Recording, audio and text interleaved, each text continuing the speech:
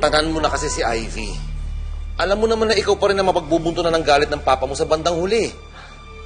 Ano? At hayaan ko na lang si Ivy na gawin ang gusto niya? Siya na nga ang mali eh. Siya pa ang pinapaboran. Tapos ako pa ang sinisisi ni Papa. Alam mo, pagod na akong tumulong sa kanya. Sana, kunin na lang ni Ivy ang anak niya at lumayas na siya sa buhay natin.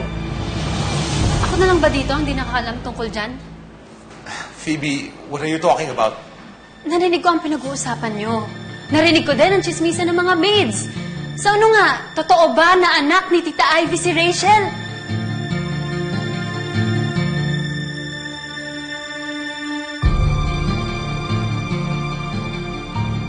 Baka hindi mo lang kasi naintindihan yung... No, Dad, I heard it right. Sinabi ni Mommy na sana kunin na ni Tita Ivy ang anak niya. At si Rachel yon, di ba? Okay, stop speculating things, ha? Magagalit si Angkong mo kapag nakita ng ganito ka. Sagutin niyo kasi ako! Kaya ka ba cold kay Rachel ever since?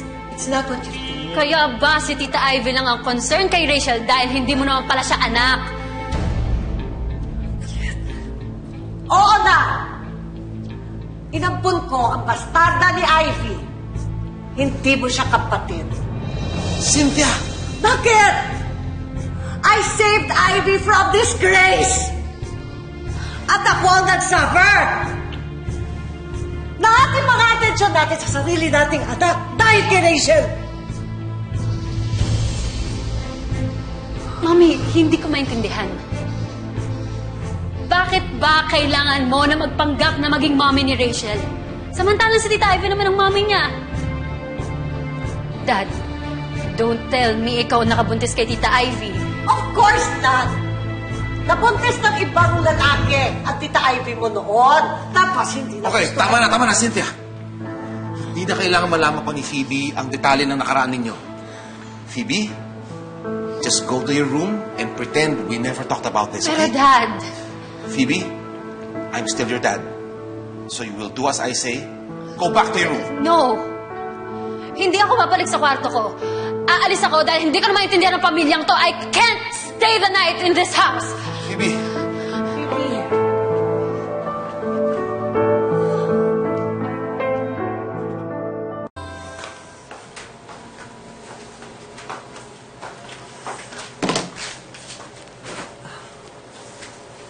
Bakit ngayon ka lang?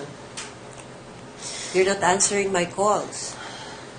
Just leave me alone. Kaya tatago niyo lang din naman ang lahat. Sasabihin ko din naman sa'yo. But not in front of your dad.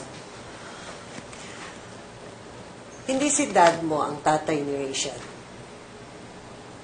Basta, may naging boyfriend ang Tita Ivy mo noon that your uncle didn't approve of. Namatay yung lalaki. Pero nag-iwan ng souvenir. Si Rachel.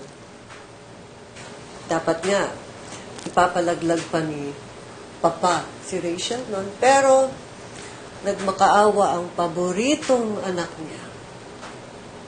Kaya yon, pinasalo sa akin. Kaya pala kahit anong pag-good shot ko kay Tita, si Rachel pa rin yung favorite niya. Exactly. At kaya ko din sinasabi sa iyo to ngayon, para hindi mo tularan ang malanding mag-inang yun. Hindi talaga. Pero Mommy, we should tell Rachel. No. You cannot tell anyone. As much as I want the secret to come out, malalagot lang tayo kay Angkong mo. Pero that's so unfair, Mommy. Bakit natin kailangan magtago ng problema na hindi naman natin ginawa?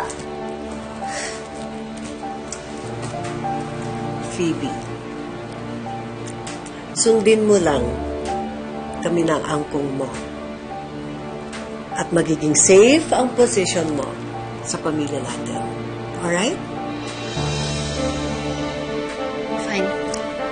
Good girl.